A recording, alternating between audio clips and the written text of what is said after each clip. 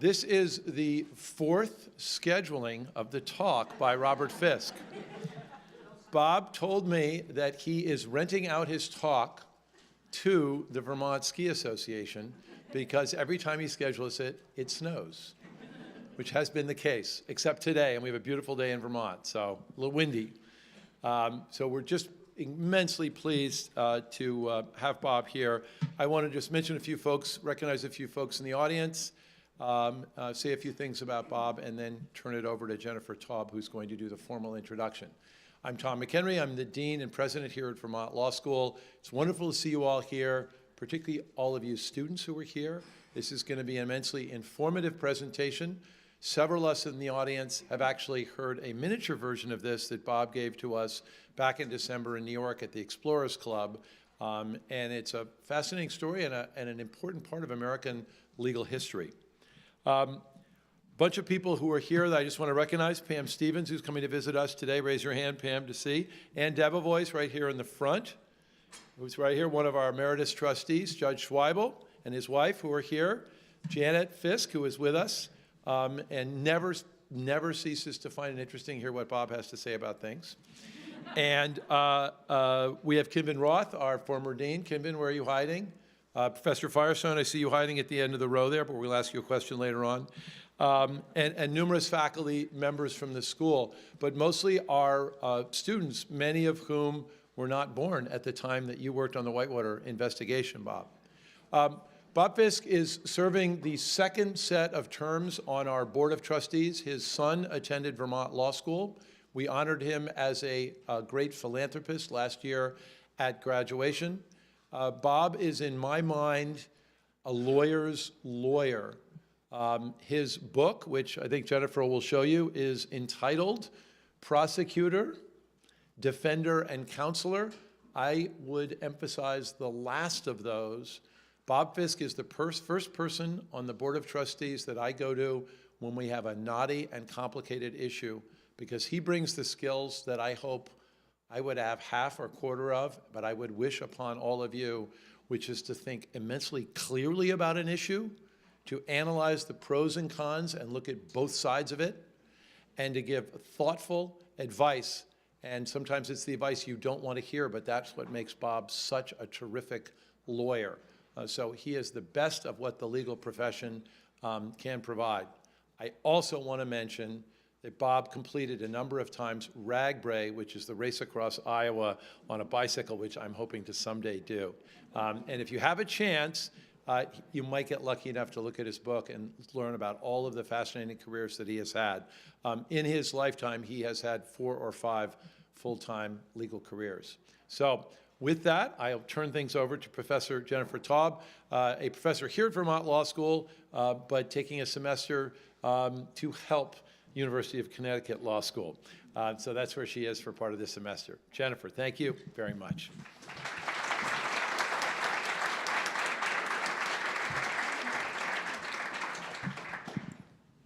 Hi, everyone. It's so great to be back here.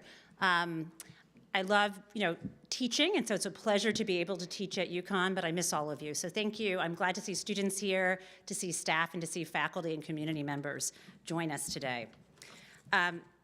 Our motto here at Vermont Law School is law for the community and the world.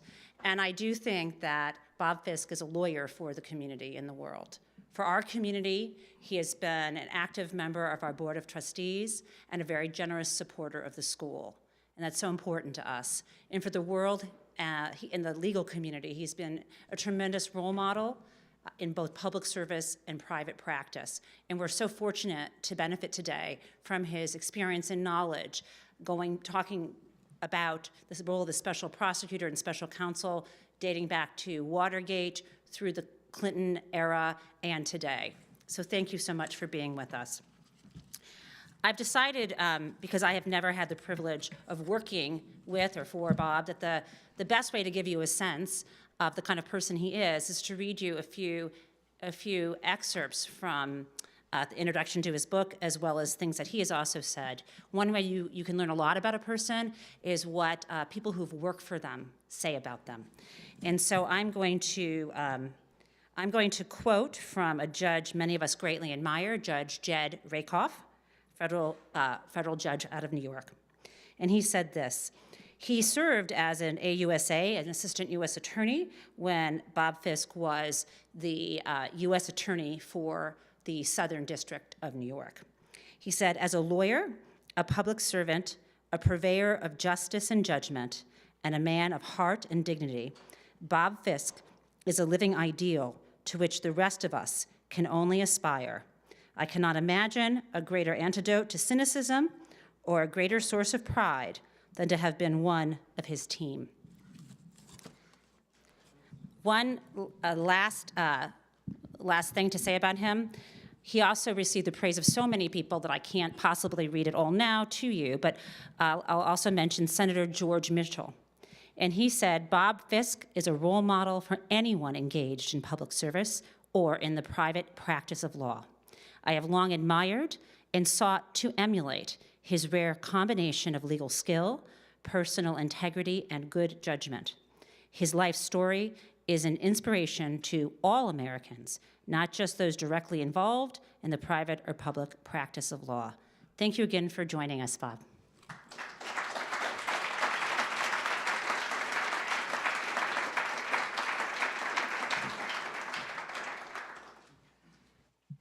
Thank you, Tom and Jennifer, for those very generous introductions.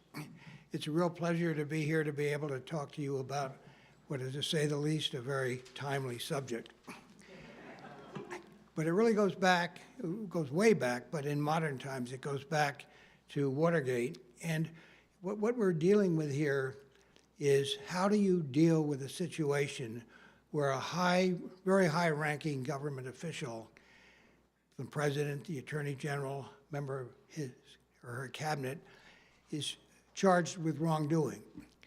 And it's pretty obvious right from the beginning that you can't really allow the career prosecutors, honest and competent as they may be, to conduct an investigation under the supervision of the attorney general, who of course reports to the president. Right away, if they proceed with an indictment, then that's fine. It plays out in court. You win or lose, it's all out in public. It's very transparent. But what happens if they decide not to prosecute? There'll always be a question of whether the president had his thumb on the scales or the attorney general. So starting with Watergate, there's been different ways to deal with it. And that's what I'd like to trace that history a little bit right to the present, and along the way tell you a little bit about my experience investigating President Hillary Clinton. What happened in Watergate, when the President Nixon was clearly under a shadow and under investigation, the Attorney General was a man named Elliot Richardson, and he decided that he couldn't do that. He couldn't have career people do it. So he reached out to a Harvard Law professor named Archibald Cox, and under the Code of Federal Regulations, he appointed him as an independent counsel to investigate the allegations against President Clinton. And the Code of Federal Regulations allowed Cox to be totally independent from the Justice Department. So Cox put together a wonderful team of prosecutors and was moving along full speed when it came out publicly in congressional hearings that there had been tapes in the White House so that everything that President Nixon did or said was on tape. So obviously the first thing Cox did was to subpoena the tapes. Well, Nixon went absolutely crazy, and he called up Richardson, and he said, this guy you've appointed is totally out of control. These tapes are all covered by executive privilege. He's way out of bounds. I want you to fire him. And Richardson said, I'm not going to fire him. And then Nixon said, well, you're fired. So the next in line was a man named Donald Ruckelshaus, Deputy Attorney General. Same scenario was repeated. Told him to fire Cox. He said no, he was fired. And that's what became known as the infamous Saturday Night Massacre. Interestingly, the next person in line was the Solicitor General, a man named Robert Bork. And Richardson and Ruckelshaus went to Bork and they said, look, he's going to ask you to fire Cox, and you really have to do it.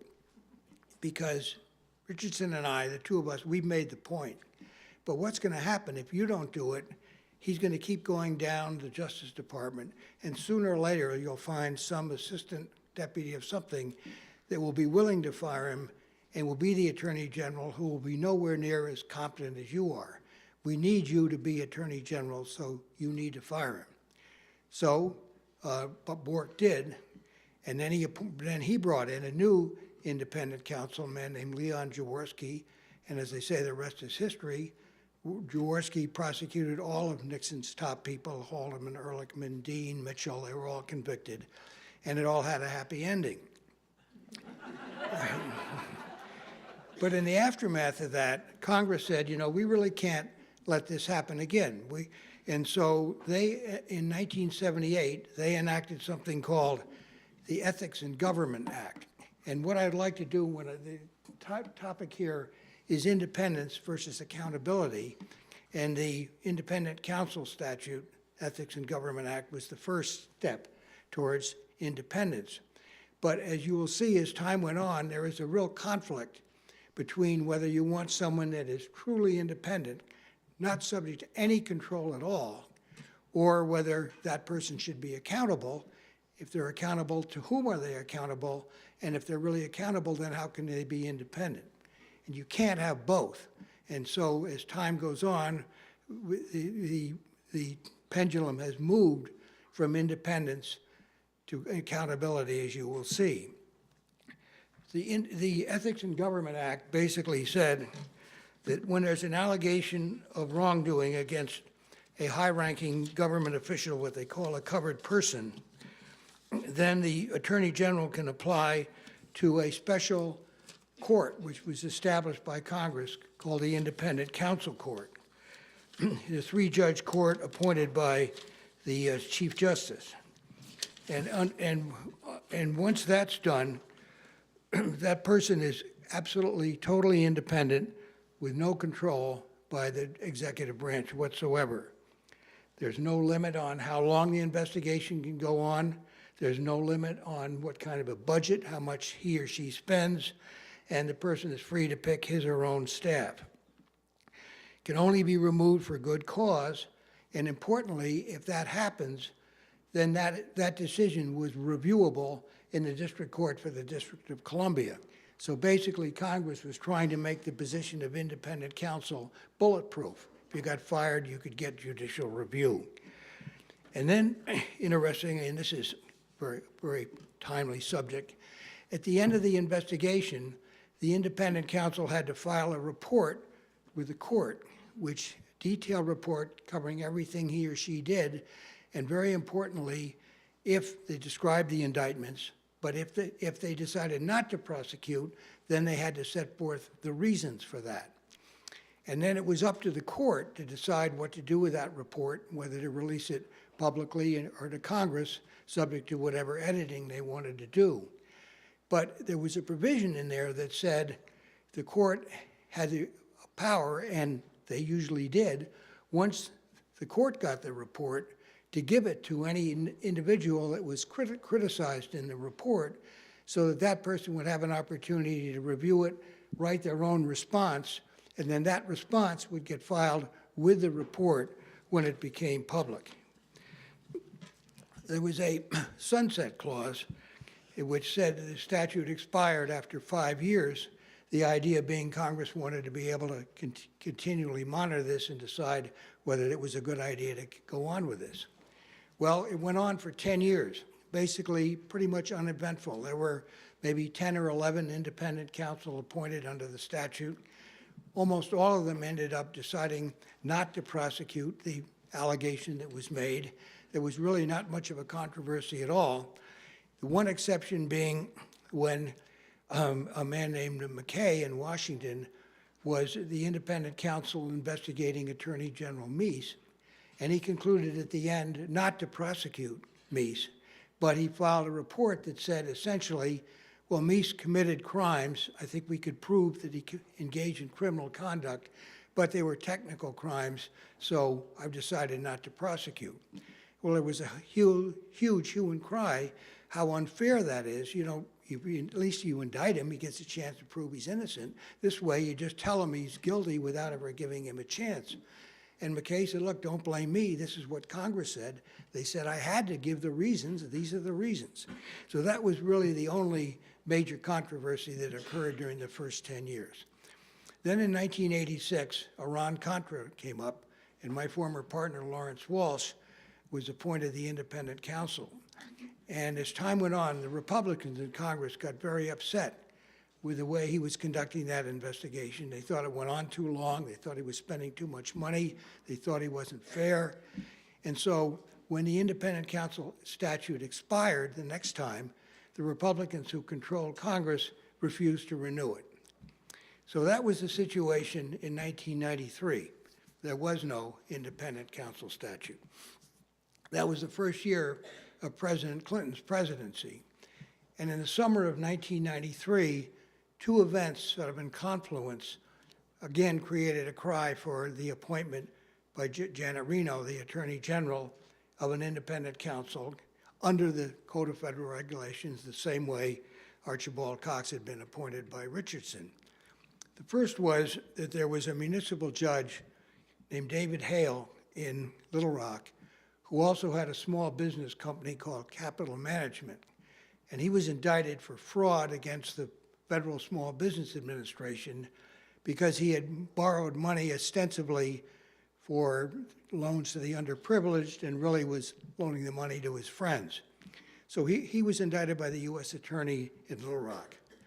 They tried to make a deal, didn't work, and Hale went out publicly on the courthouse steps and made an allegation that, if true, would mean that then President Clinton had been involved in a federal crime. And the background was Whitewater, as it became to be known, was the name of a housing development project in western Arkansas that President Clinton and Mrs. Clinton, then Governor Clinton and Mrs. Clinton, went into with a couple named James and Susan McDougal. And the idea was they bought up a lot of land along the White River, and then they were selling off plots for development. In order to do that, they had to borrow money, which they did from the Madison Guaranty Bank in Arkansas. Well, Hale's allegation was that one day Clinton, and they were friends, Clinton stopped him and said, look, you got to help us out. We're having trouble paying off these loans. So we want you, your company, to make an application to the Small Business Administration for a loan to Susan McDougal's company, Master Marketing, and you can say it's for capital investment, but really Hillary and I are going to use that money to pay off our loans. Well, if that was true, that's a federal crime, making a false statement to a federal agency. At or about the same time, the deputy White House counsel, one of Hillary Clinton's partners in the Rose Law Firm, was found dead one afternoon in July in Fort Marcy Park with a gun in his mouth. And there immediately were two theories coming from the right wing. One was that the Clintons had killed him because he knew too much. And the other was, if it was a suicide, it was because he knew that the Clintons were in such deep trouble he couldn't stand it anymore and killed himself. So the confluence of those two events called for a lot of Republican senators said to Janet Reno, you've got to appoint an independent counsel just like Elliot Richardson did. She said, no, I'm not going to do that because if I do that, everybody will say, well, there's an appearance of a lack of independence because this person would have been picked by someone who reports to the president. If you guys want an independent counsel, renew the statute. Well, they wouldn't do that. So, but as time went on, some of the Democrats, Moynihan, great senators, Nunn, Bradley, they began to call for an independent counsel. And then finally, in January 1994, when President Clinton was over in Croatia, he announced, he didn't have Twitter in those days, but he just made an announcement. I said, I'm asking Janet Reno to appoint an independent counsel. Well, that was on a Tuesday. And I knew that then Deputy Attorney General was a man named Philip Hyman, a Harvard Law professor who had been the head of the criminal division in Washington in the Justice Department when I was the U.S. Attorney in the Southern District, and we'd worked together a lot. And the head of the criminal division in the Clinton administration was a woman named Joanne Harris, who had been one of my assistants in the Southern District. So I figured that there was at least a chance that I would be on the list of people that would be considered. Well, 2 days later, it was Thursday, I was in the office, it was about 9 o'clock. I got a call from my daughter, Susan, who lived in Wayland, Massachusetts. And her cousin, Addie, also lived in the same town. And my daughter said, "Dad, Addie just called, and she's been listening to NPR, and Nina Totenberg, with deep sources in the Justice Department, says it's between you and Dan Webb." Well, Dan Webb was a wonderful former U.S. attorney in Chicago, and so I waited until about 5 o'clock. A call came from Joanne Harris, and she said, "You know, Bob, is there any way you could do this?" And I said, "How could I possibly not?" So I went down 2 days later, down to the Justice Department to meet with Joanne and her principal deputy, a man named Merrick Garland. And the two of us went through what the principal question would be, what would make my jurisdiction? Because the way this works under the Independent Counsel regulations, if you're appointed, then say that the jurisdiction of the Justice Department is like a big pie. Whatever I was appointed to do would be a piece of that pie. Once you took that piece out of the pie, it was all mine. And I was, for all practical purposes, the Attorney General for that. So they gave me a draft and they said, "Take this in the other room, write this out any way you want to give yourself all the authority you think you need, and within reason, I'm sure that the Attorney General will accept it." So I did, and I went and I saw her, and she said only two things. She said, one, "Thank you very much for doing this, and secondly, you won't hear from me again until this is over." So I was appointed under the Code of Federal Regulations that were in effect in 1994, and they were virtually identical to the Independent Counsel statute, even though that had lapsed. I had full and independent authority to do investigations and prosecutions. I could pick my own staff, no time limit or budget limit. I could only be removed for good cause, and that again was reviewable in any court of competent jurisdiction. And interestingly, it said that the Independent Counsel could issue reports to Congress from time to time. So anytime I wanted to, I could have issued a report to Congress. And then I had my final report, I had to file with the Independent Counsel Court, and then it said that the court could release to Congress whatever they thought was appropriate from that report. So again, the release of the report was totally outside the authority of the Justice Department.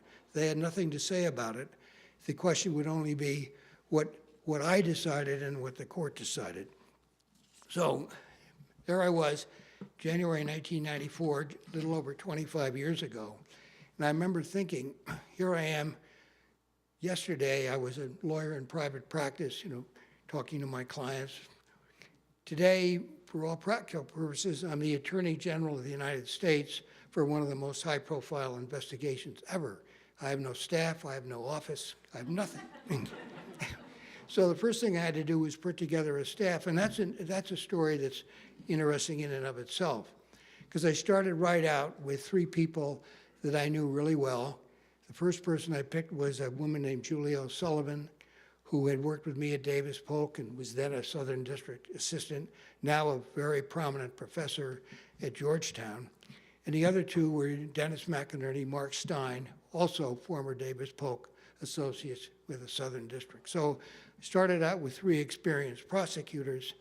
Since we were going to look into the issue of whether Foster was committed suicide or was murdered, I turned to a man named Rod Lankler, who had been the deputy homicide prosecutor in the Manhattan DA's office. So I started with a solid coterie of people that I knew and trusted, people of the highest professional quality and highest integrity.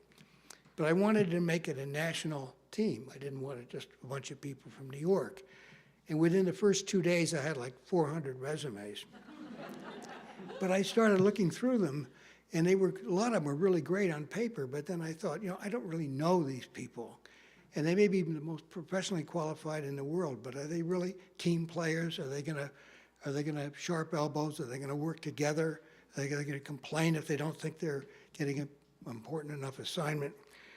So I decided to reach out to people that I knew. And the first person I called was Griffin Bell, who had been the Attorney General that I had worked for in the Carter administration. Prominent lawyer, partner at King and Spalding in Atlanta.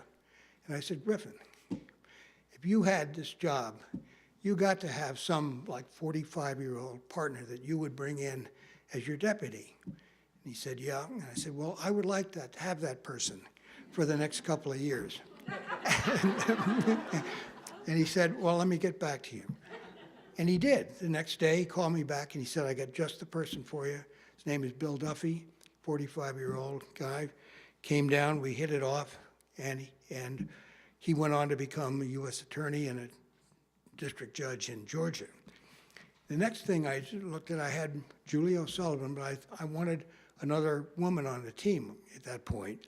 So interestingly, the person I talked to was Bob Mueller, who I had known through the Justice Department. And he was, at that time, he had just left at the end of the Bush administration, and he was with Wilmer Hale firm in Washington. I said, Bob, do you have like a fourth or fifth year woman associate that you think would be good for this? He said, I've got just the person. Her name was Gabriel Wolahojian, and in addition to being a terrific lawyer, she played first violin in the Boston Civic Symphony Orchestra. So she came down and we hit it off. And that basically is the way I put the team together. And it worked out magnificently. We were down there in Little Rock sort of by ourselves, but we were really bonded and we did great things. So the first thing we had to do, the other thing was, what about the office? Well, we were gonna have an office in a building called the Two National Financial Center, which is where the FBI were, and that was where we were setting up our office. And I went down with Julie O'Sullivan had gone down a couple of days early to sort of set that up, and I went down to meet her, and then we were going to meet the FBI the next morning, and we were staying at a place called the Amerisuites, which was up the hill from the one financial center, which was down below. And that night, there was an ice storm in Arkansas. And this was an ice storm like you wouldn't believe. You think we get a lot of snow here, but we never get ice like there was there.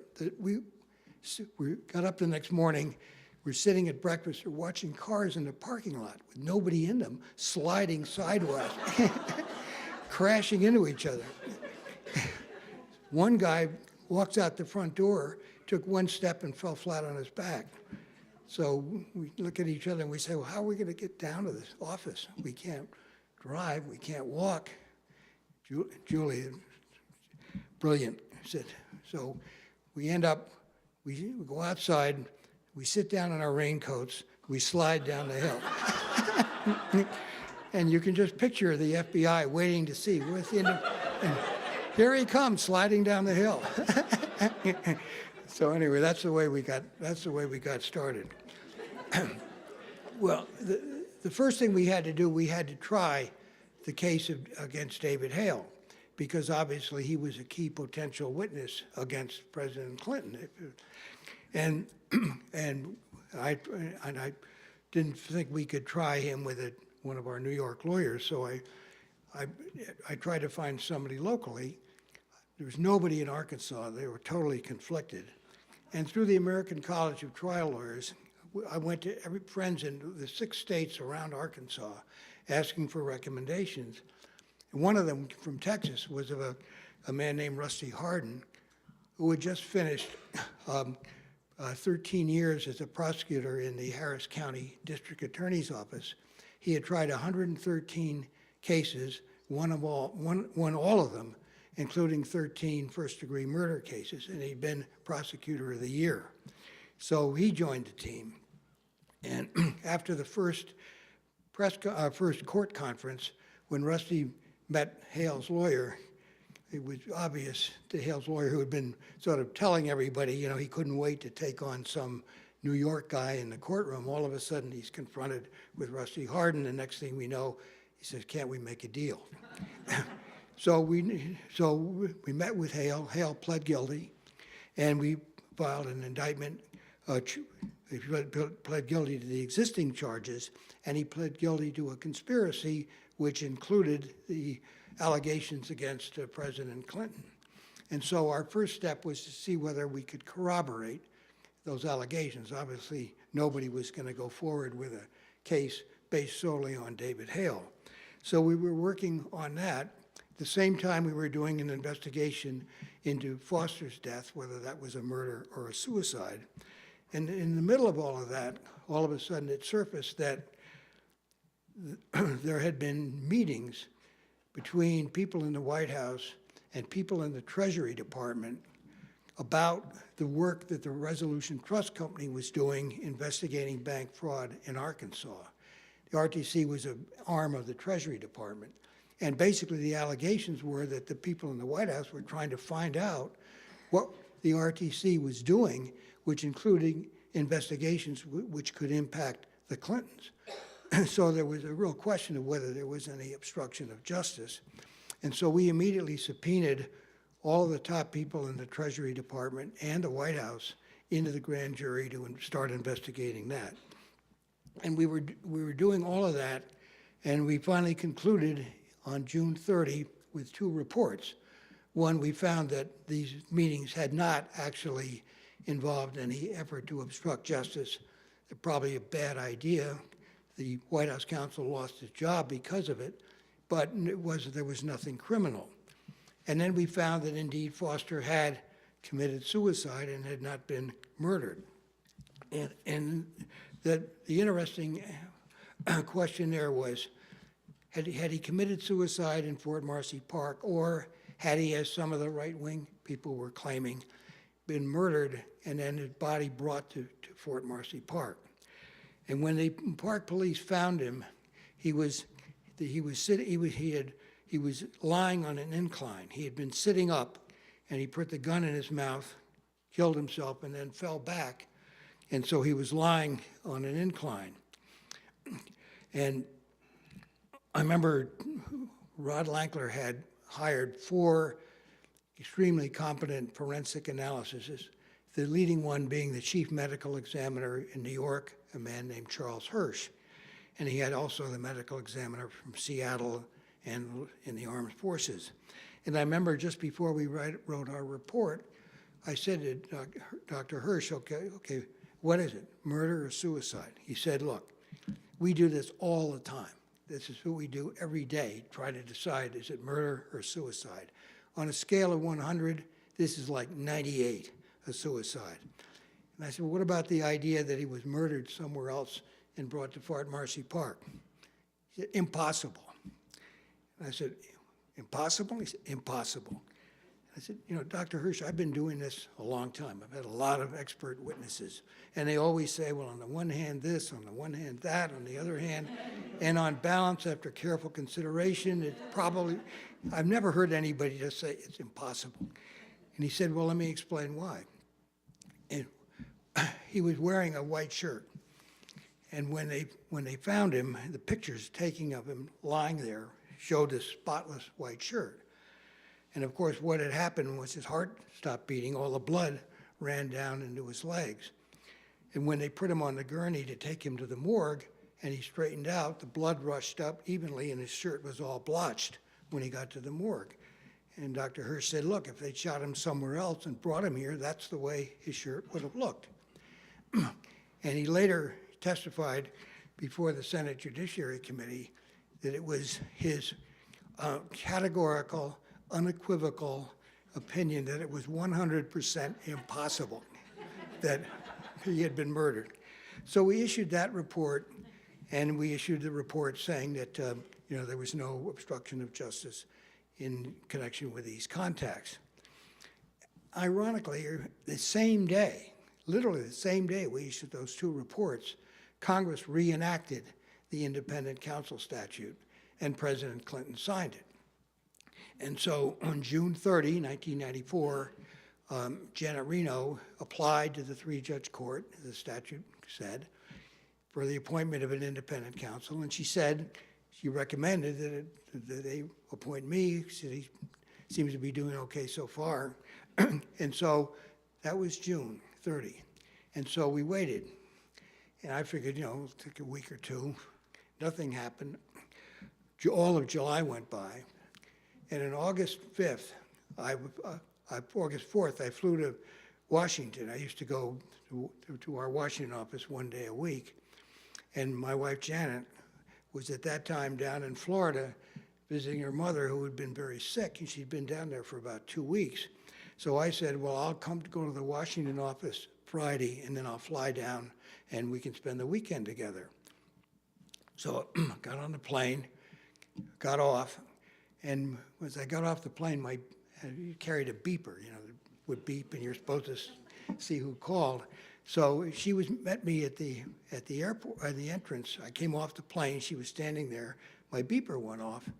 I looked at it and I said, "Oh, this is the Washington office. This will only take a second." So I called him and said, I got Mark Stein says, "You won't believe this. You've just been replaced by Ken Starr." So that's how I found out. So my staff sort of went kind of nuts. They thought this was terrible. And when I flew down to the airport to go down to see them on Monday, they were at the airport carrying signs like, "Bob is the real star." and they a lot of them just wanted to quit. And I said, "No, you can't do that. You really can't do that. We owe it to the country to keep this investigation going. The president's under a cloud. I'd taken a leave of absence so I could work full time to resolve this question one way or the other. And I said, we can't lose any more momentum than we have to. So I think you guys got to stay on long enough for Ken Starr to bring his own people in, and you can run with a baton." But the FBI was very demoralized, and so we had a meeting with the FBI and the IRS, and I said, "Look, we've all done fantastic work since we've been down here. We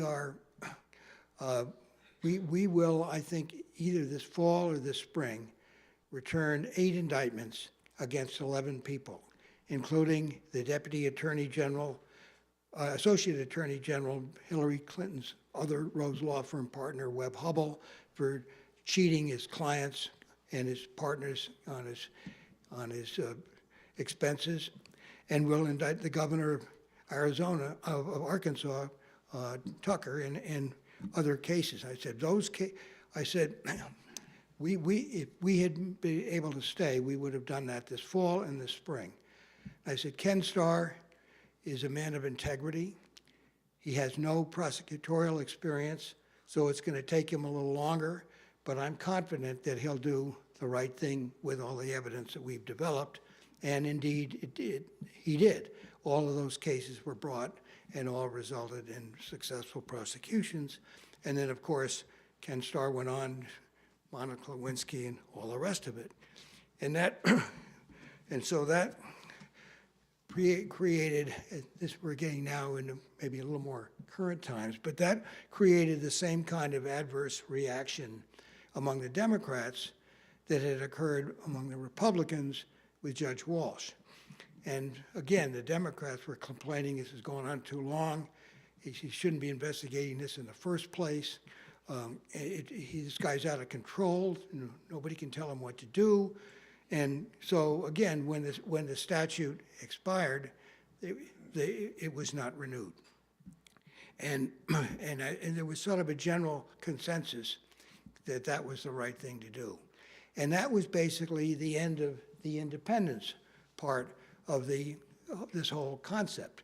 It's been tried twice with independent counsel, and at least two of them had been severely criticized, rightly or wrongly, but there was a general feeling that we shouldn't have people operating like this without being under control. So the next question came, what do we do about this Code of Federal Regulation? Because the existing one that I was appointed under was still in effect, which basically said, even though the statute had expired, anyone appointed under the regulation would have the same independence that I had.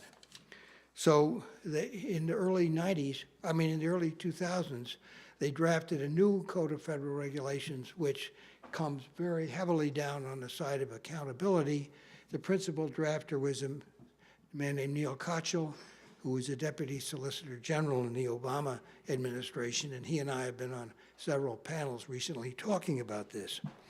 But this regulation basically goes all the way over to the other side on accountability. So if you look at it, it says, can't look at it if I don't click this thing. The Attorney General can appoint a special counsel to investigate or prosecute when there's a conflict of interest. And it says the special counsel can request assignment of other DOJ people or request the right to hire people from the outside from the Attorney General. Unlike under the Independent Counsel statute or my regulations, he just can't go out and do it. He has to ask permission. Secondly, again, when under the Independent Counsel statute, there was no time limit, no budget. This regulation specifically says the special counsel has to submit a budget for approval to the Attorney General, and that has to be done annually. And if at any time the Attorney General can decide this investigation is gone on too long, so it's over. So there are restraints on both the time and the budget. And it says that he basically has the investigative and prosecutorial authority of a United States attorney. Everyone knows, except maybe for the Southern District of New York, U.S. attorney is not independent of the Justice Department in New York, in Washington. And then it says that the attorney, he has to advise the Attorney General step by step of what he wants to do. If he wants to indict somebody, he has to tell the Attorney General, and the Attorney General has the right to say, no, you can't do that if the Attorney General feels this is too far out of bounds with respect to department policies. And again, the special counsel can be removed only by the Attorney General for good cause or incapacity, but interestingly, contrary to the Independent Counsel statute or the one I was appointed under, there's no provision for judicial review if that happens. And then finally, and this is what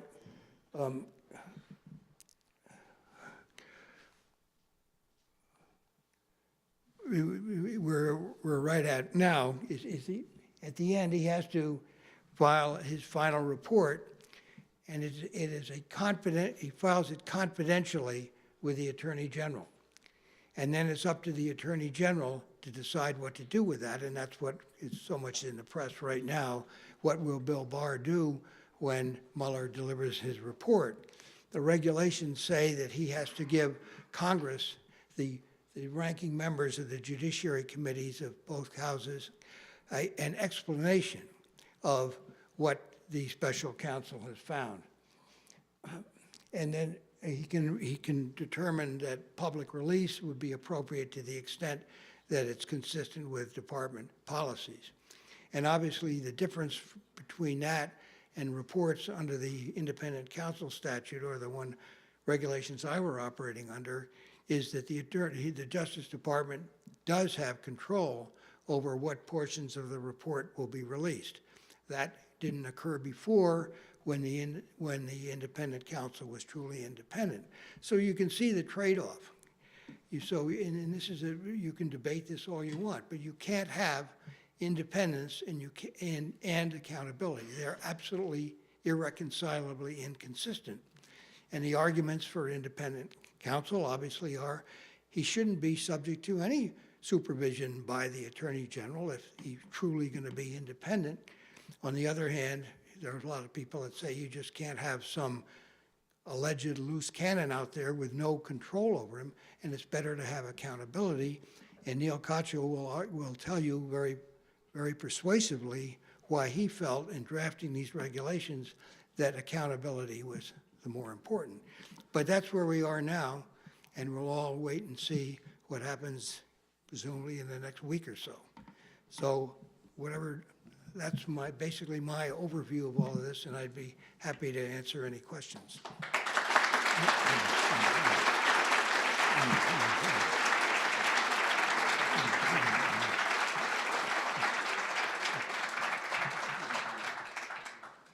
going to take the prerogative of asking the first question, and then because I have 5 million questions. Thank you so much, Bob. My first question for you, given that you were in this role, what would you have thought? Were you ever called to testify after you stepped down before Congress? And the second part of the question is, do you think that if Mueller's report that he delivers to the Attorney General is not released entirely in an unredacted form, which I don't think that will happen, do you think he should be permitted to or should agree to testify to Congress? Well, okay, with respect to the first, after I issued my reports, the two reports that I referred to, I was asked to testify before the House Banking Committee, and I declined. I said we're still in the middle of our investigation, and I don't want to testify. And there was a debate about whether I would be subpoenaed, and I never was. So the answer to that is no. I did testify before Congress. After the statute had expired, there were a lot of hearings on what should we do with it, should we renew it, or what should we do? And I did testify there against reenacting the statute. As far as Mueller is concerned, I can understand if what Attorney General releases is not the entire report, and the Democrats don't like that. I understand they can subpoena the report. It seems to me that that's the way this should be played out in the courts. If the Justice Department doesn't want to comply with the subpoena, then let the courts decide whether they have a valid reason, and there could be valid reasons. There are, as I think Neil Caccio himself wrote in an op-ed recently, said Mueller's report may be a roadmap for future investigations. Well, if that's true, certainly those portions of the report should be kept confidential, and there may be other reasons. So, until you, but that would all be something I think a court could decide without ever asking Bob Mueller to testify.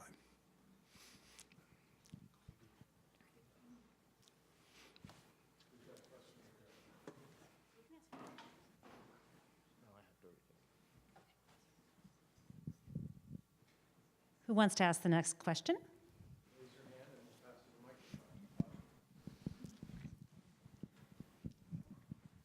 Thank you, Bob. To what extent would a decision by special counsel to decline prosecution tie the hands of a U.S. attorney, say in the Southern District, to go forward on the same matter for which the special counsel declined? Well, I guess the short answer to that was I don't think there's any legal reason, but I have the most highest possible regard for Bob Mueller. And if I were the U.S. attorney and Bob Mueller had looked at a set of facts and said, I don't think this is worth prosecuting, I think I probably wouldn't do it.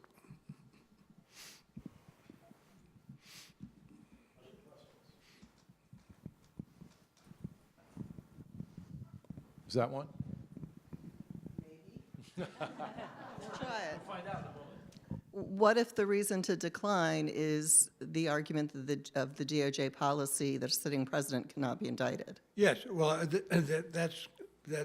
that would clear if Bob Mueller concluded that there was enough evidence to indict the president. One of the provisions of the regulation is that he has to follow Department of Justice policies unless the Attorney General allows him to deviate. So he probably, if he follows the policies, he wouldn't indict him, but those policies also apply to every U.S. attorney as well. So it isn't those policies that you can't indict the president are not limited to the special counsel. But they're time limited by the statute of limitations, right? So those Southern District people could presumably. Well, I think the argument and the rationale behind the opinion in the Office of Legal Policy is they essentially conclude that it would be unconstitutional to indict a sitting president because it would be such a distraction that he or she could no longer properly perform their constitutional responsibilities as president. Obviously, once they're no longer president, that reasoning doesn't apply. Can I ask a follow-up on that? Do you think that maybe that initial opinion that's been reiterated in other follow-up ones, do you think it's possible that maybe indictment or so that the statute of limitations could be told would not be unconstitutional, whereas perhaps the actual prosecution process would? In other words, would you, if you were in charge, would you revisit, now I wouldn't say revisit it, if you had written that a long time ago, if you had written the initial decision, would you have made a distinction between indictment and prosecution? I think that opinion considers that and also says it would be improper just to, even if you indicted him and deferred it, you couldn't have a president of the United States functioning in international relations with an indictment hanging over his head.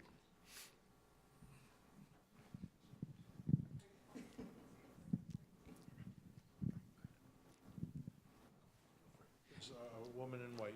Okay. Thanks for your comments. I'm curious to know, in light of the fact that once the president is a private citizen, that he could be subject to prosecution, how instructive should the investigation into Spiro Agnew be for the Mueller team? I don't think there was any objection, constitutional objection to prosecuting Spiro Agnew. As I recall, he was investigated for tax evasion. I'm not sure if he was ever indicted. I think he may have resigned in return for not being indicted, but I don't think there was any constitutional prohibition against indicting the vice president.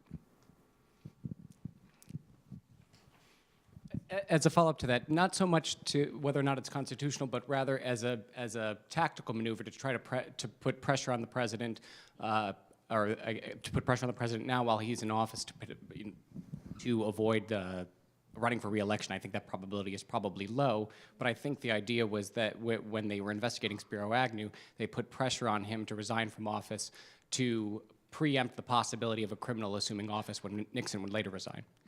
Well, I'm not sure whether that's correct or not, but at least in the current situation, I'm not aware of any investigations of the vice president.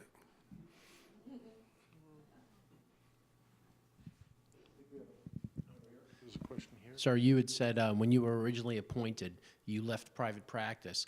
Once you were sworn in, I guess, for lack of a better word, what was your official status in your staff? Were you considered DOJ employees, or No. were you actually, because you said you were actually, for that part of the pie, you were the Attorney General, but were you a contractor officially, or? No, the way it worked under my appointment and also under this Independent Counsel statute, we were not employees, we're not employees of the Justice Department. This little piece of pie that took it out of the Justice Department. And so the Justice, I was totally independent of the Justice Department. When I said I, for all practical purposes, was the Attorney General for that piece of pie, it meant I had all the same powers that the Attorney General did for that. But no, that was the whole point of the Independent Counsel statute and those regulations at the time.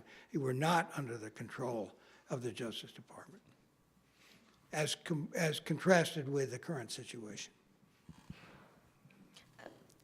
I'm curious. Hi. Oh, hi. I'm curious why, when you testified to Congress, you recommended not to reenact the Independent Counsel statute. Yes, and first of all, there was one aspect of it that everybody, I think, thought was way over the top. The definition of people that were covered by the statute was extremely broad. It covered not only the president, the vice president, but every cabinet member, other high-ranking officials in the government. And at one point, under the Clinton administration, I think 6 of his cabinet members were under separate investigations by separate independent counsel. And it got to be kind of ridiculous. And most of us felt that the career people in the Justice Department, the career U.S. attorneys, were perfectly capable of prosecuting almost every, investigating almost everyone except perhaps the president or the attorney general. And there were a couple of examples of that, Spiro Agnew being one. And there was when Eric Holder was the U.S. attorney in Washington, he indicted Dan Rostenkowski, who was one of the most powerful members in Congress, who was responsible for the entire Clinton health care program. So he probably prosecuted somebody that was more important to President Clinton than half of his cabinet. So I think there are illustrations of how the career people are perfectly capable of doing this. It's just when you get the president, it's pretty hard to say that you can ask somebody that has been appointed by the president to investigate him. So I and several others, and most people I think, felt that it was better to have it under the control of the Justice Department, give up trade independence for accountability, and let the Justice Department pick people of integrity who would do their job. And a perfect example of that is Bob Mueller. I mean, you can go through all of these so-called restrictions on him under the regulations, which are theoretical. But once you pick somebody like Bob Mueller, I think the people in the Justice Department are pretty much going to let him do what he thinks is right. We've got a question here, and then I'm going to end with one more. Go ahead. So hi, my name is Mithil. Nice to meet you. Thank you for coming today. My biggest concern is currently how the FCR is written. What I'm reading from it, if I'm understanding correctly, is it doesn't specifically mention, as it did previously, that the special counsel can submit reports if they so choose to during the investigation, right? So does that power still exist here? And second, no, it doesn't. So I guess my second question is the concurrent ability of Congress to essentially work in some way. Because the way that it's written right now, I'm seeing some ability for the executive branch to go about and do their thing. But the AG is also fourth in line when it comes to presidents going down the cabinet. So I think it's hard for me to distinguish the ability for the AG to have some type of influence versus the Judiciary Committee. So my question is, what role can the Judiciary Committee perform currently under this structure, and what do you see as the biggest hole, if there is one, for them to somehow counteract what I think is some type of executive ability that's more so than what the legislature has, if we're going to talk about keeping it independent and balanced? But Well, I think the regulations really don't talk at all about the role of Congress. I mean, that's obviously a separate branch of government, and as you've seen, they're about to go about doing their thing, and I think we'll just see how that plays out. Bob, I think the question everybody wants to ask you, which you can't answer, is what's going to happen next. But maybe for the audience, you could give them some things to think about and what to watch for going forward on the Mueller investigation. Well, I don't think I have any great insights that people can't form on their own just by reading the paper. Obviously, the biggest issue now is what's in the report and what happens after that. A succinct answer, as we would expect, Counselor. Thank you so much.